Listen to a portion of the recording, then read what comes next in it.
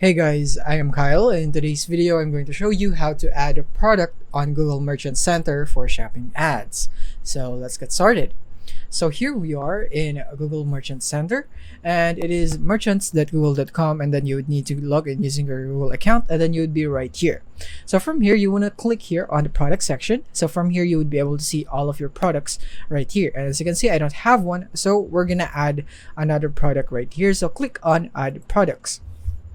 And from here, you would have a lot of choices or methods on how you can add your products. You have add products from a file, so you can enter your link to your file right here, or you can use SFTP, or you can just simply upload it from your computer. Or you could use the Google Sheets template right here if you have that.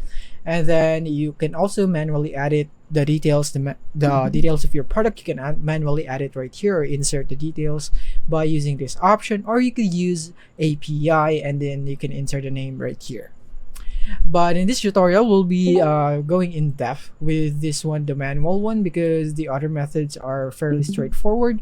All you have to do is provide the details needed, and yeah, let's just go with the manual. So click on continue. So from here, what we're gonna do is that we are gonna go for the product details. So you have the title, a brand description. We're not gonna go through one by one because it is a lot right here. It's too many. So these are the things that you would need to provide for this one: the price, condition, and availability, the product identifiers, and so on right here. So you also have the language, the country, the labels, and you have the apparel product details right here. So you also have that. And the next thing is you have the additional product details right here, so you can see if it's an adult product, a bundle, or whatsoever right here. So this is the options that would appear to you once you go for the additional product details, and this would be for the shipping, tax, and returns. So you have the shipping weight, weight unit, and so on right here.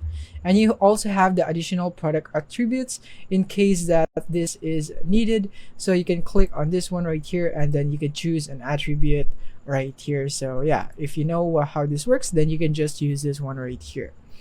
And after that, you can just simply click on save once you're done. But in my case, since it's just a tutorial, I just click on cancel right here. And just like that, after you have saved or click on save right here, and then you should be able to see the products right here in the section. So that is basically how you can do it. I hope this video helped you out. Thank you for watching.